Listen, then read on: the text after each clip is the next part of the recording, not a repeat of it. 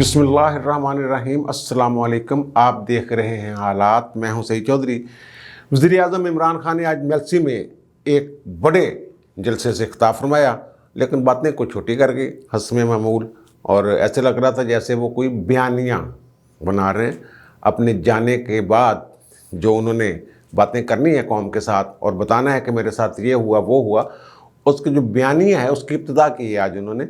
वो मैंने कैसे समझा है ये बात कि वो कोई बयानिया बना रहे हैं, इस पर बात करेंगे। और फिर धमकी एक दी है उन्होंने जनाब कि अगर तहरीक अदम एतमाद नाकाम होगी तो फिर अपना विला कर लेना भाईजान, थोड़ा दसांगे की करना। बिलावल साहब का लॉन्ग मार्च जारी सारी है और 2 दिन में इस्लामाबाद पहुंच रहा है और रूट शूट उन्होंने चेंज कर दिया है। ये होती है जमहूरियत, ये होता है जमहूरी तरीका जो बिलावल या पीपल्स पार्टी ने इख्तियार किया है इस लॉन्ग मार्च के हवाले से कि मुल्क की सालमियत और मुल्क की इज़्ज़त पहले नंबर पे होती है। 126 दिन का धरना देना वो कोई बड़ी बात नहीं होती। ये 10 दिन में ही जो अखलाकियात है उसका अंदाज़ा हो जाता है कि किस हद तक किस सतह पे बंदा खड़ा हुआ है। और फिर क्या वाक़यतन 8 और 9 को तहरीक अदम एतमाद आ रही है या अभी कुछ थोड़ा बहुत मामला बाकी है। पहले स्पीकर जाएगा या वज़ीर-ए-आज़म जाएगा, इस पर बात करेंगे।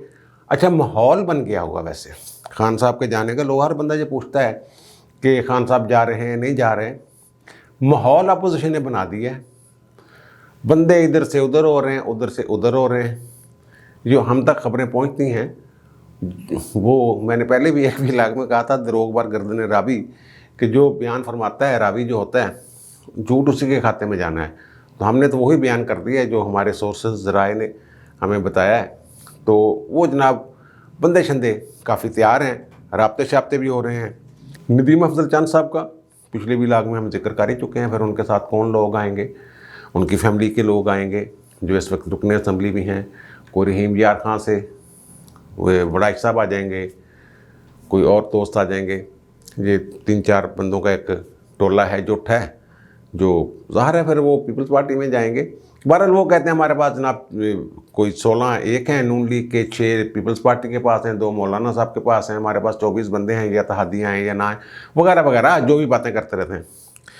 और इतला एक ख़बर ये है कि फैसलाबाद से एक रुकन असम्बली हैं रज़ा नसरुल्लाह कुमन साहब, उनका कोई पता चला है कि डायरेक्ट रब्ता शाब्ता किया है नून लीग की क़यादत ने उनके साथ, PTI के हैं वो।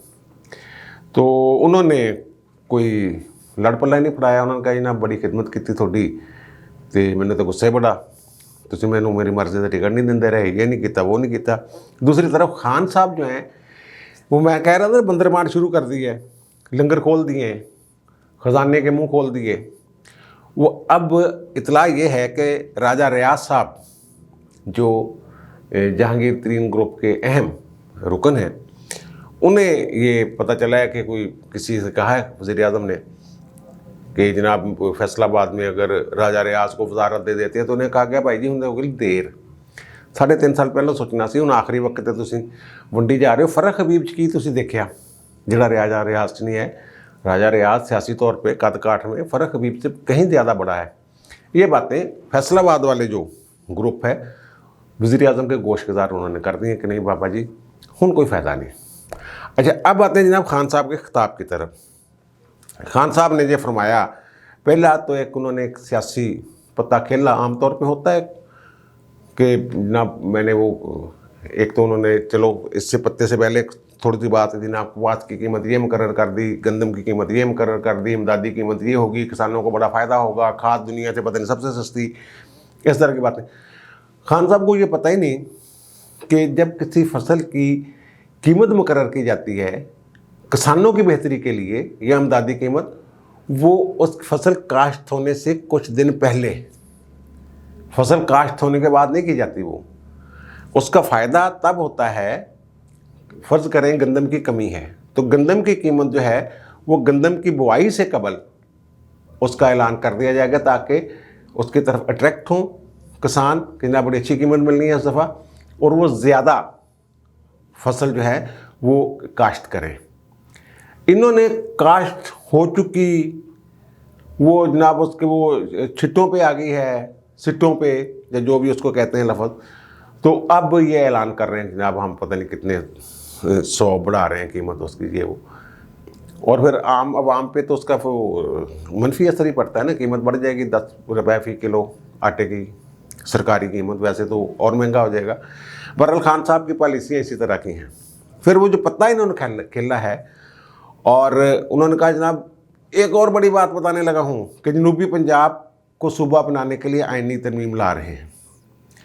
وہ بھائی صاحب آپ 3.5 سال بیٹھے رہے ہیں، جنوبی صوبہ محاذ آپ نے ضم کیا، اس کے جو ارکان تھے وہ آپ کے ساتھ ملے اور پی ٹی آئی میں شامل ہوئے، ان کے ساتھ وعدہ تھا، وہ وعدہ اس وقت تو پورا نہیں کیا۔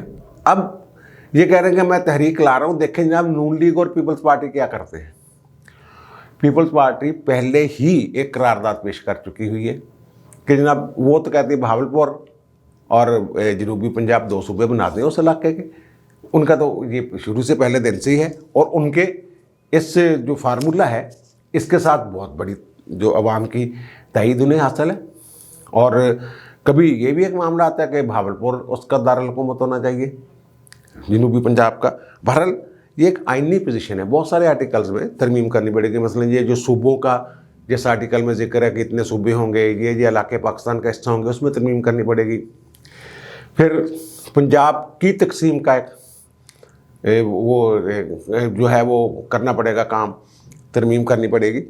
آئین کا آرٹیکل 239 جو ہے نا آئین میں ترمیم کے حوالے سے، وہ یہ کہتا ہے، اس کا سب آرٹیکل 4 ہے کہ اگر کسی ایسی آئینی ترمیم جو کسی صوبے کی حدود میں رد و بدل کرے تو 2/3 اکثریت سے وہ بل جو ہے وہ پارلیمنٹ سے پاس ہوگا، اور پھر اس کے بعد وہ بل جو ہے وہ ایک نئے بل کی شکل میں منظوری کے لیے متعلقہ جو صوبہ ہے اس کی اسمبلی کو بھیجا جائے گا، اور وہ اسمبلی بھی 2/3 اکثریت سے، جیسے اس کے لیے ووٹ چاہیے آئین میں ترمیم کے لیے، وہی طریقہ کار یہاں پہ ہوگا کہ 2/3 اکثریت سے وہ منظور کریں گے، پھر وہ صوبہ بنے گا۔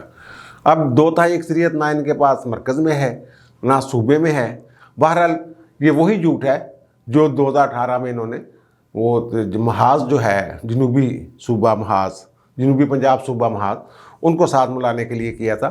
اچھا اب دوسری بات، اچھا انہوں نے مولانا فضل الرحمان کو کہا کہ اللہ اللہ کرو، اور انہوں نے کہا جناب آپ اور میں تقریباً ہم عمر ہیں، ٹھیک کہہ رہے ہیں خان صاحب، ایک سچ موجود ہے انہوں نے گل۔ عمران خان صاحب جو ہیں وہ 69 ایئر اولڈ ہیں، اور فضل الرحمان صاحب وہ 1 سال چھوٹے ہیں، وہ 68 سال کے ہیں۔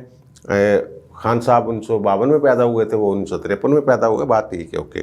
وہ کہتے ہیں کہ جناب آپ دیکھیں کہ جناب اللہ کے جان دینی ہے، عمر کے اس حصہ میں ہیں، ٹھیک ہے نا، کہ کسی وقت بھی بلاوا آ سکتے ہیں اوپر سے، اگر مولانا کو بلاوا آ سکتا ہے تو آپ کو ہی تو بلاوا آ سکتا ہے نا، اور اوپر بھی جانا ہے، ذرا سوچیں، آخرت کا سوچیں، تو آپ بھی آخرت کا سوچ لیں۔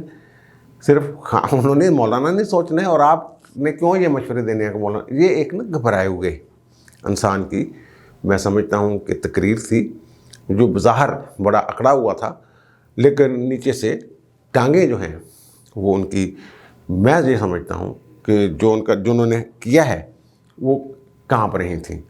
اور پھر انہوں نے یورپی یونین کا ذکر کر دیا کہ یورپی یونین کے ایمبیسیڈرز نے خط لکھے کہ جناب روس والی جنگ میں جو ہے یوکرین کا ساتھ دیں، ہمارے حق میں ووٹ دیں۔ وہ ہم کوئی آپ کے غلام ہے، وہ کہہ رہے ہیں کہ ہم کوئی غلام ہیں، آپ نے بھارت کو ایسا خط لکھا ہے، جب بھارت نے کشمیر پہ غیر قانونی طور پہ قبضہ کیا تب تو آپ نے اس سے کچھ نہیں کہا، تو کیا ہم غلام ہیں؟ اور پھر انہوں نے کہا کہ ڈرون حملے ہوتے تھے ان کے دور میں، زرداری اور نواز شریف کے دور میں، ویسے وہ مشرف کے دور میں بھی ہوتے تھے۔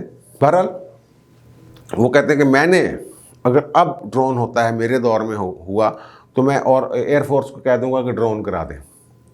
بڑکے ہی ہیں، اب پتہ ہے کہ اب ڈرون آنا ہی نہیں اب، لیکن پھر بھی اللہ معاف کرے، ان کی زبان سے نکلی ہوئی بات جو ہے نا وہ بعض اوقات کسی اور انداز میں پوری ہو جاتی ہے۔ بہرحال یہ انہوں نے اچھا پھر مختلف جو القاب انہوں نے دیے ہیں مختلف لیڈروں کو، جناب ڈاکو، چور، گیدڑ، ये कहा है जनाब नवाज शरीफ को, और कहा कि जनाब 4 का टोला है, नवाज शरीफ सबसे बड़ा है, भगोड़ा है और चोर है और डाकू है, कभी भागने वाला भी शेर हुआ, वो लीडर हुआ वो गिदड़ होता है। और मौलाना फजल रहमान साहब के बारे में उन्होंने कहा, फजलू कहा है, उन्होंने कहा मैं मौलाना नहीं कहूँगा क्योंकि मौलाना तो बड़ा इज़्ज़त से नाम लिया जाता है, लेकिन फिर 2 दफ़ा मौलाना मौलाना वो कहते भी रहे कि फिर कहा नहीं कहूँगा मौलाना। और फिर जनाब कहा कि जो भगोड़ा है और उसकी बेटी जो है ये फ़ौज को बुरा भला कहते हैं, लेकिन जो छोटा चोर है नवाज शरीफ, क्योंकि उसे ख़तरा है कि मैं जेल चला जाऊँगा, तो वो अद्वैतवाद में लगा हुआ है और वो जहाँ बूट मिलता है, जहाँ जो कोई बूट मिलता है उसको पॉलिश करने लग जाता है। ये खान साहब हमारे ये वज़ीर आज़म की ज़ुबान है, ये आम बंदा नहीं कह रहा है। और फिर जरदारी साहब के बारे में वही कि जनाब ये सरे महल और स्विस अकाउंट्स और ऐसी सारी बातें बुतें कर करा के, और फिर जो मैं जिक्र ये कर रहा हूँ कि ये बयानियाँ कोई बना रहे हैं, वो अर्ज़ ये है कि इन्होंने जिक्र किया वो यूरोपीय यूनियन वाला कि एम्बेसडर्स ने ख़त लिखे मैं कोई ग़ुलाम हूँ, ये उसी तरह का बयानिया है। जब भी कोई जाने वाला होता है ना, फिर वो इस तरह का बयानिया बनाता है कि जनाब मुझे आर्मी इस्टेब्लिशमेंट मेरे ख़िलाफ़ हो गई थी इसलिए मैं घर चला गया। तो जो पिछले वज़ीर आज़म गए हैं घर, नवाज शरीफ क्या है, तो क्या आलमी इस्टेब्लिशमेंट ने उन्हें घर भेजा? कौन भेजता है घर? और ये आलमी इस्टेब्लिशमेंट के हाथों में खेल रहे हैं, क्योंकि वो जब ड्रोन हमले हुए थे तब अगर ये आवाज़ उठाते तो इनके भी वो अकाउंट वगैरह फ्रीज हो जाने, ज़ब्त हो जाने थे पैसे इनके, जैसे रूस के हो रहे हैं। और इस इशू को ये पब्लिकली क्यों लेके आए हैं, ये एक सवाल बनता है। और इसलिए लेके आए हैं, वही जो अर्ज़ मैंने की है कि ये एक बयानिया बना रहे हैं। और भाई मेरे, अमेरिका, नेटो और यूरोपीय यूनियन दोनों का उन्होंने जिक्र किया। अमेरिका जो है ट्रंप के दौर तक तो आपके मिसाली तल्लुकात थे ट्रंप के साथ। वो कहता है कि जनाब ये एक एथलीट है, आपकी तारीफ़ करता था, तारीफ़ करवाता था अपनी बीवी से आपका। और आपने बाकायदा मसला शुरू वहाँ से हुआ जब आपने कंपेन, एक जो लॉबी थी आपकी, उसने डोनाल्ड ट्रंप की कंपेन शुरू कर दी बाइडेन के ख़िलाफ़। इशू तो वो है, आपकी ज़ाती जो पसंद नापसंद है उसने पाकिस्तान और अमेरिका के तल्लुकात ख़राब किए। मोदी आपका पसंदीदा था कि अगर वो आ गया, मोदी वज़ीर आज़म दोबारा इलेक्ट हो गया तो कश्मीर का मसला हल कर देगा, उन्हें हल कर देता। यूरोप को खुश करने के लिए या अमेरिका को खुश करने के लिए या सी पैक की मुखालिफ कुव्वतों को खुश करने के लिए आपने सी पैक 3.5 साल जो है वो फ्रीज़ किए रखा, काम ही नहीं हुआ। अमेरिका भी नाराज़, चीन भी नाराज़। और फिर एक ऐसे मौके पे आप रशिया के दौरे पे चले गए जब पूरी दुनिया जो है वो यूक्रेन वाली जंग जो देख रही थी उसको, और उस जंग के दहाने पे खड़े थे दोनों मुल्क। आप रशिया चले गए और आप कह रहे हैं कि हमारे सारे दोस्त हैं, ना रशिया हमारा दुश्मन है ना चीन, हम तो अमन के दोस्त हैं, लड़ाई के दोस्त ही नहीं किसी के, ये आपने फरमाया है। और तासर ये दे रहे हैं कि आप आलमी इस्टेब्लिशमेंट आपके ख़िलाफ़ हो गई है। तो भाई आपने ऐसी हरकतें की हैं खुद। मुझे तो ये लग रहा है कि खान साहब देखें, जो मैंने सी पैक का जिक्र किया, अमेरिका का जिक्र किया, डोनाल्ड ट्रंप के साथ दोस्ती का जिक्र किया, और अपनी ज़ाती ख्वाहिश पे बाइडेन की मुखालफत की, मोदी इनका यार था, ये सारी चीज़ें उनके करीब करने फिर दूर करने में इनका काम था। और फिर रशिया वाला, मुझे तो ये लग रहा है कि जानबूझ के पाकिस्तान को खारजा अमूर के हवाले से ऐसी दलदल में धकेलना चाहते हैं कि जहाँ वो दोबारा निकल ना सके। फिर निकलेंगे बाहर, जैसे वो भुट्टो साहब के आखिरी दिनों में वो भी कहते थे कि वाइट एलिफेंट का जिक्र करते थे कि हाथी मेरे पीछे पड़ गया है, अमेरिका के हवाले से वो बात करते थे। और फिर नवाज शरीफ के हवाले से भी चाइना के जब बड़े करीब हो गए थे तो वो सारे साफ़ी ऐसा कहने लग गए थे उन्हें कि लग रहा थोड़े दिन भी थोड़े रह गए ने। बहरहाल खान साहब ने ये अपना आज खिताब फरमा दिया है। और फिर कहा कि जनाब अगर वो भगोड़े की मैं दौलत वापस आ जाए तो पेट्रोल की कीमत आधी कर दूँगा, ये भी उन्होंने फरमाया है। ना कीमत आवे, ना भगोड़े की वापस आन पैसे नवाज शरीफ दे, ना असी पेट्रोल की कीमत अद्धी होंदे देखिए। और फिर मकसूद चपड़ासी का बड़ा जिक्र किया उन्होंने कि जनाब इनके नौकरों के अकाउंट्स में इतने पैसे आए, 3.25 अरब रुपए जो हैं वो मकसूद चपड़ासी के आ गए। फिर हदैबिया मिल्स वाला वो काजी फैमिली वाला केस उन्होंने कई साल पुराना जो सुप्रीम कोर्ट से बंद हो चुका है उसका जिक्र छेड़ दिया, और हदैबिया को उन्होंने हदैबा कह दिया। बहरहाल उनके वो गिल साहब ने आज ही कहा था कि जनाब उर्दू नहीं आती उन्होंने बुलावल नू, और ख़ुद इनका वो हाल देख ले। तो भाई उनके बच्चे वो जो जमाइमा ने राशिद खान के अकाउंट में भेजे थे बनी गाला ख़रीदने के लिए पैसे, तो वो भी तो ऐसे ही हुए थे ना, आपके अकाउंट में नहीं आए थे, वो किसी और के अकाउंट से आए, फिर आपने पता नहीं क्या किया। और जो फॉरेन फंडिंग केस है आपकी जमात वाला, उसमें 3-4 अकाउंट हैं मुलाजमीन के आपके, उनमें पैसे ट्रांसफ़र हुए हैं। वो स्टेट बैंक कह रहा है, आप नहीं कह रहे, या नवाज शरीफ नहीं कह रहा, या मरियम नहीं कह रही, वो भाई रिकॉर्ड कह रहा है, सरकारी रिकॉर्ड ये कह रहा है। बहरहाल खान साहब ने जनाब मेला लूटने की कोशिश की और आखिर पे ये कहा कि जनाब आएँ, मैं तैयार हूँ हर तरह हर चीज़ का मुकाबला करने के लिए, अदम एतमाद का भी मुकाबला करूँगा, लेकिन ये याद रखें आप कि अगर तहरीक अदम एतमाद नाकाम होगी तो फिर मैं आपसे क्या करूँगा ये सोच लेना। एक तरफ बच्चों वाली धमकी कि मैं एक दफ़ा थल्ले निकल गया ना, फिर देखना मैं तेरे कि मेरे रैप्टे कराने हैं। बिल्कुल यही बात खान साहब ने जो की है कि जनाब मैंने एक दफ़ा इत्थों बच के निकल लें तो फिर देखना मैं थोड़ा की करना। दूसरे लफ्ज़ों में खान साहब ये फरमा रहे हैं कि मैं इंतकाम पे मज़ीद इंतकामी हो जाऊँगा, यही कह रहे हैं ना। इसका मतलब ये है ना, फिर देखना मैं की करना। कानून और आइन के होते हुए अब क्या कर सकते हैं किसी का, वो तो फिर गैर कानूनी तौर पे आप कोशिश करते हैं। धमकी जो है ये तो गैर कानूनी काम के बारे में नहीं। वैसे खान साहब से ये तवक्को आप कभी ना करें कि जनाब बतौर वज़ीर आज़म एक खिताब फरमा रहे होंगे। उनके खिताब का अपना एक स्टाइल है, वो अभी तक अपोजिशन के वो खड़े हुए हैं उस पर ट्रक पे और वहाँ वो खिताब फरमाई जा रहे हैं, और वो कहते हैं मैं ज़्यादा ख़तरनाक हो जाऊँगा। ख़तरनाक तो ज़ाहिर है वो यही करेंगे ना, वो बोल ही जाएंगे और उनका मुंह तो कोई पकड़ नहीं सकता।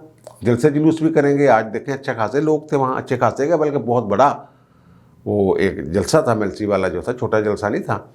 और इतना लोगों का हजूम देख के बंदे का कॉन्फिडेंस जो है लेवल वो तो बढ़ जाता है। और खान साहब में भी इससे ये तासर ले रहे हो कि अवाम मेरे साथ हैं, लेकिन वो अवाम ख़ास तौर पे अब इस इलाके की तरफ आगे को चलते जाएं तो फिर वो हवा के साथ बहुत सारी चीज़ें जो हैं वो बदल जाती हैं। अब खान साहब को छोड़ दें जान उनकी, उनसे तो यही उम्मीद थी ऐसे ही उसकी और ख़िताब की। और मरियम ने अच्छी खासी क्लास ली है उसकी। उन्होंने कहा कि जनाब इक़्तिदार हाथ से जाता देख कर ये इंसान किस तरह ज़हनी तवाज़ुन खो बैठता है मैंने देख लिया है, और ना इसको कोई अखलाकी इक़्तिदार ना दुश्मनी का ज़रफ़, वो सारी चीज़ें जो आम लोग ये तासर ले रहे हैं उनकी गुफ्तगू से। और अल्लाह और वो रियासत मदीना का आखिर में कह रहे हैं आप कि मेरे रियासत मदीना की बुनियाद अखलाकियात पर थी। अल्लाह ताला पाकिस्तान को आपके शर से महफूज रखे। और एक उन्होंने अंग्रेज़ी में किया है कि वही इसी तरह की मिलती है कि आप स्पोर्ट्समैन स्पिरिट का मुजाहरा करें। और दोनों में उन्होंने मेंशन किया, खान साहब को डायरेक्ट मुखातब किया कि खान साहब बंदे बन जाए, देख लो ऐ तुसी गल कर रहे हो तो मेरी ये गल। तो अब आ रहे हैं जनाब उस तरफ के अपोजिशन के 8-9 को वो अब ला रही है तहरीक। तो ये 8 और 9 की जो अदम एतमाद की तहरीक की डेट खुर्शीद शाह साहब ने दी है, लेकिन राना सनाउल्लाह साहब कहते हैं कि ये असल फ़ैसला करना है 4 बड़ों ने, शहबाज, नवाज़, जरदारी, मौलाना। तो ये वो कहते हैं मेरे इल्म में नहीं है। ना उन्होंने कहा कि ये मेरे इल्म में है कि नवाज शरीफ की और जहांगीर तरीन की मुलाकात हुई है, और ना ही ये वो कहते हुए कि मैं भी ये बात कह सकता हूँ फ़लाँ तरीक़ को, ये तरीक़ आगे पीछे हो सकती है, फ़ैसला उन्होंने करना है। एक बात। और दूसरी बात जो है, ये एक दफ़ा फिर शोर उठा है कि स्पीकर को पहले पकड़ें, स्पीकर के ख़िलाफ़ अदम एतमाद लाएँ। उससे ये होगा, ये मैंने एक व्लॉग में जिक्र किया था कि यार इन्हों का कोई नहीं है सियासी किबला, सियासी दीन अमान कोई नहीं है। अगर 20 बंदे रिज़ाइन भी कर दें PTI के तो खान साहब ने फिर भी कहना मुझे अक्सरियत हासिल है, वो सदर कहेगा ही नहीं एतमाद का वोट लाए। ये बात एक। और दूसरी کہ اگر اعتماد کی تحریک پیش ہوتی ہے اور یہی صاحب ہوتے ہیں اسپیکر صاحب، کوئی اختیار نہیں ان کے پاس کہ وہ کسی کو ووٹ ڈالنے سے روک سکے. وہ ایمی ایک رولنگ دے دیں جناب آپ کی وہ لسٹ آ گئی ہے میرے سامنے کہ آپ نے ووٹ نہیں ڈالنا تو میں نہیں ڈالنے دیتا. پھر وہ اس کو عدالتوں میں وہ چیلنج کرتے پھر، اور عدالتیں کہیں جناب عدالت جو کارروائی ہے قومی اسمبلی کی اس کو ہم دیکھ نہیں سکتے، اس کا جوڈیشل ریویو نہیں ہو سکتا اس پہ، جیسے وہ سینٹ والے الیکشن کا معاملہ پھنسا ہوا ہے. تو یہ پھر ایک دفعہ اس بات پہ غور ہو رہا ہے اس بڑی سنجیدگی کے ساتھ کہ پہلے اسپیکر کو گھر بھیج دیے. اس کے دو معاملات ہیں. ایک تو یہ کہ جو ان کو سادہ اکثریت چاہیے، 172 ووٹ نہیں چاہیے، یعنی ٹوٹل ارکان کی اکثریت نہیں چاہیے، 51% ووٹ جو ارکان کی تعداد ہے وہ نہیں چاہیے ان کو ہٹانے کے لیے. وہ سادہ اکثریت، حاضر ارکان کی اکثریت چاہیے. تو حاضر ارکان کی اکثریت کے لیے ضروری ہے کہ پی ٹی آئی والے بھی بندے اپنے بھیجیں، ورنہ تو شکست ہو جائے گی ان کو. اور پھر یہ خفیہ بیلٹنگ ہونی ہے، وہ پتہ نہیں چلنا کہ ووٹ دیا ہے کسی نے نہیں دیا، اور اس سے یہ بھی پتہ چل جائے گا کہ جناب جن کے بارے میں نیوٹرل ہونے کی باتیں کی جا رہی ہیں کہ وہ نیوٹرل ہو گئے، ان کا بھی پتہ چل جائے گا. بہرحال یہ اب جو بڑھ رہا ہے معاملہ وہ یہ اس طرح بڑھ رہا ہے کہ پہلے اسپیکر دا مکو ٹھپیے اور پھر وزیر اعظم نو پھڑیے، اس طرح کی باتیں ہو رہی ہیں. اور میری رائے بھی یہی ہے کہ پہلے اسپیکر کے خلاف، پہلے بھی ایک ویلاگ میں نے ذکر کیا تھا کہ اسپیکر کچھ بھی کر سکتا ہے، کوئی ایسی رولنگ دے دے، معاملے کو لٹکا دے، ادھر سے ادھر کر دے، اور پھر ڈیفیکشن کلاس والا جب ایشو آنا ہے تب پھر اسپیکر نے کچھ بھی کر سکتا ہے. تو یہ ساری چیزیں مد نظر رکھتے ہوئے میرا خیال ہے کہ اپوزیشن جو ہے وہ اب اس طرف جو انہوں نے کہا تھا نا ہم نہیں صرف عمران خان کے خلاف، میرا خیال ہے اب تھوڑی سی اس میں لچک آ گئی ہے، وہ اسپیکر کے خلاف بھی پہلے معاملہ آئے گا. اب مجھے دیجیے اجازت، انشاءاللہ دوبارہ ملاقات ہوتی ہے نئے ویلاگ کے ساتھ. خان صاحب گھبرا گئے نے ویسے تسی دیکھیا، انہوں نے گلا تو یہ لگ رہا ہے مینوں. انشاءاللہ دوبارہ ملاقات ہوتی ہے نئے ویلاگ کے ساتھ. اللہ تعالیٰ آپ پر، مجھ پر، ہم سب پر مہربان رہے. اللہ حافظ.